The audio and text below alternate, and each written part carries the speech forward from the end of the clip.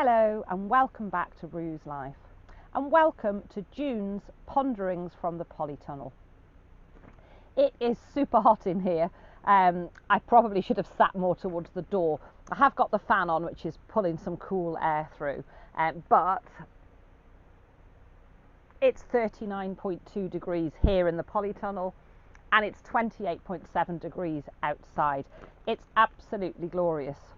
Now what we have been doing is we've actually had a long and narrow tarpaulin which we've been putting over the top of the polytunnel just to add in some extra shade, but we're actually using it for another job today.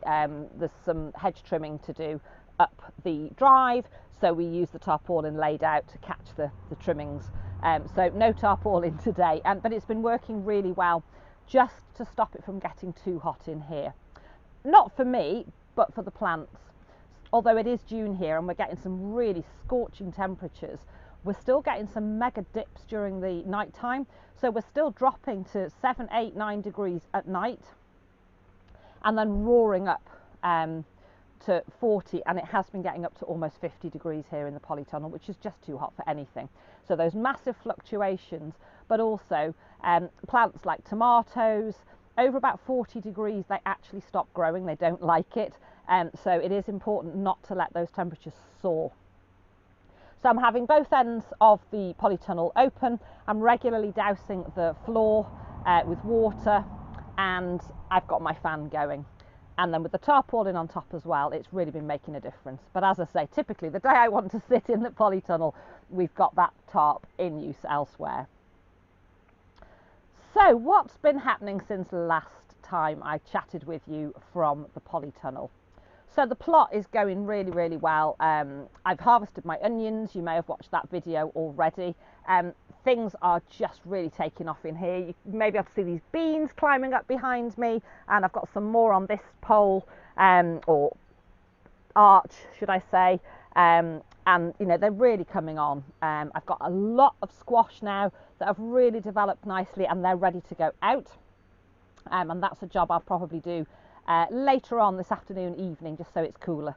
I'm ready to put some, got some more nematodes in the fridge, which I will water in this evening, and then it's just a case of, I normally water twice a day, but just for a period while it's so warm, I will probably water in the middle of the day as well, just to stop the soil from drying out.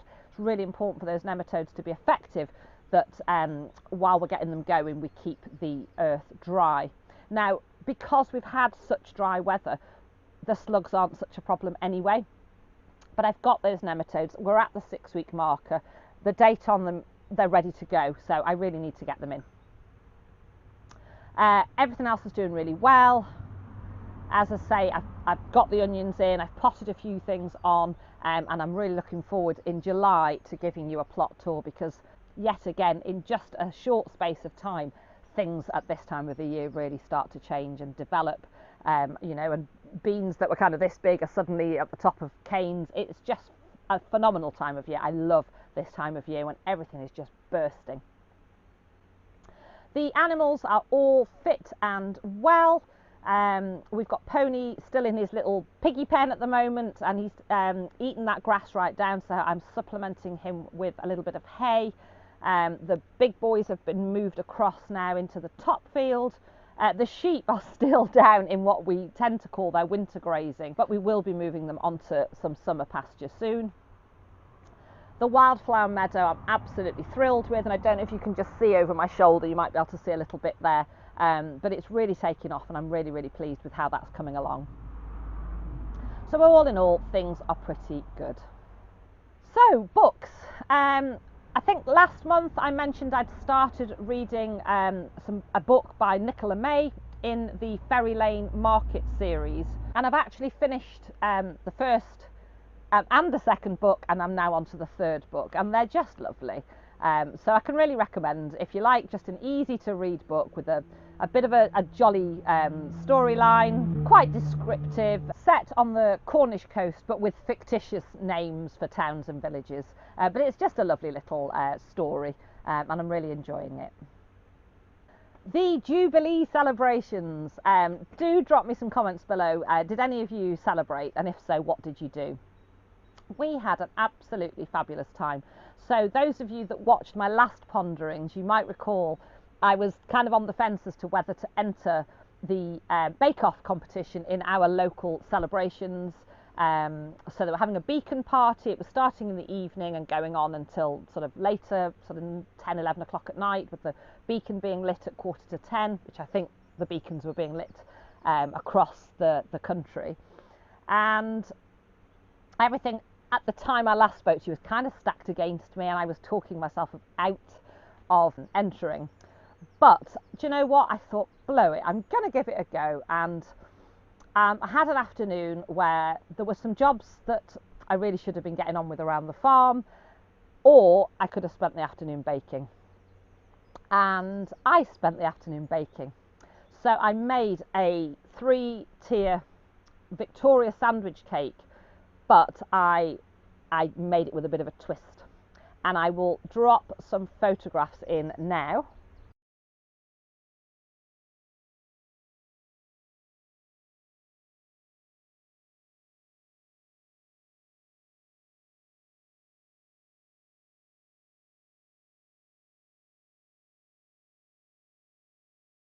So you can see I stacked it up. I did a red, white and blue theme on a red, white and blue platter, and I had my little flags, which I thought weren't going to arrive on time, but they did.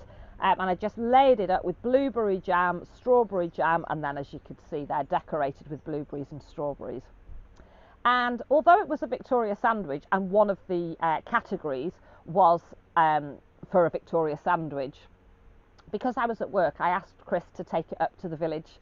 So bless his heart, he had the task of driving with my cake in a box and not braking too hard. He said it's the slowest journey he's ever made, and there were probably a lot of people behind him wondering why he was driving so slowly. It's only half a mile into the village. Anyway, he made it, he got the cake there safely, and they agreed that the category, so there was an under 12s category for cupcakes, and then there was the Victoria sandwich, and then the Showstopper category. So they entered it into the Showstopper category, and I finished my shift at work. It was the bank holiday, obviously the Thursday, and managed to get out on time, got home, and we jumped in the car and we zoomed up, and it was just lovely. You know, just mingling with everybody and having a good old chat, looking at everybody else's cakes. And blow me, when they came to give the prizes, if I didn't win the Showstopper category. And I was absolutely made up. I mean, I was made up just to have entered, but to win was fantastic. And there was some superb cakes, so I was absolutely thrilled to bits. And I was presented with a lovely ceramic bowl and a little Fortnum & Mason celebratory tin with a little fruitcake in it, and it was just divine. And again, I'll pop a little photograph in now.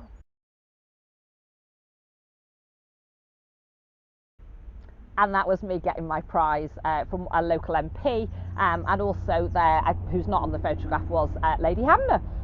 So it was absolutely lovely, and we had a grand old time. We've managed to get out to the theatre.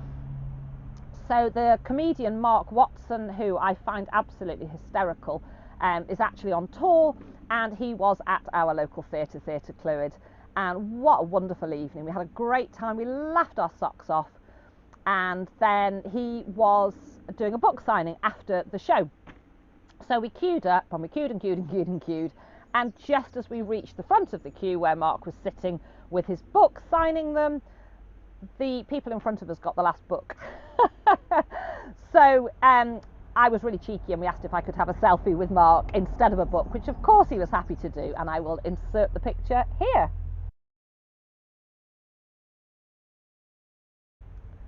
So that was a really lovely evening, and I'm going to start looking again for shows to go and see, because we do so love the theatre. Things we've been watching, well, we haven't been really watching a lot. I've been at work a lot. We've obviously been out on the farm, or I've been out on the plot. It's that time of year when we're not really in the house very much. So we've actually been watching good old Taskmaster. So we don't have a television. I've probably mentioned that before. But we do watch things on our computer. So we've got a PC, and obviously we have laptops as well. And we do like to settle down sometimes and watch something. So we've been watching our way on all four through the series of Taskmaster. And if you haven't watched it, if you like something that's just a bit silly, and it makes us laugh so much. So it's with Greg Davis is the Taskmaster, if you haven't watched it, and his sidekick, whose name has completely left me, Alex Horne. And Alex Horne actually created this, the Taskmaster. For those of you that might watch it, you might not know this. So he is actually the creator, but he's also the kind of sidekick, if you will. And they have 5 different comedians per series, and they present them with a series of ridiculously, almost impossible tasks. And it's just a little bit of silliness, and we really enjoy it. So that's what we've been watching to wind down when we have time. And what else can I tell you? So I'm back, as you know, in my old job, which I am loving, but it is, as I knew it was from previously, it's a very, very full-on, very physically and mentally demanding job. So I have made sure I'm booking little blocks of time off, and I've actually booked myself into just myself. Chris is very kindly going to stay and look after everything on the farm, but I just need a little breakaway. I need a little bit of solitude, a little bit of me time. It's so important to my mental and physical well-being. So I've booked a little vintage caravan. Oh my goodness, I'm so excited. Beautifully, beautifully decked out. So very, very basic. There's no shower, there's no hot running water. They provide water. There's a kettle, obviously, and a little stove. I think there's a portaloo. I hope there's a portaloo, otherwise I'll be, it's beautiful. They've got a little table, lovely old-fashioned crockery, right up my street, really vintage, really cute. And I've booked that for 2 nights next month. And I may very well, I really need some quiet time, but I might vlog it. So keep watching. I've booked that for the beginning of next month. So if I don't vlog it, I'll take some photographs and I'll share them in the next Ponderings. But I'll see how I feel. I'll probably pack my camera and my vlogging equipment, and yeah, I might do you a little film so I can show you. And it's only local. It's a 20-minute drive away, which for me is perfect, because to enjoy a break and having a long drive, which I find a little bit stressful, kind of defeats the object. And also it's like getting home, isn't it, afterwards? So it's 20 minutes, it's local, I know where I'm going.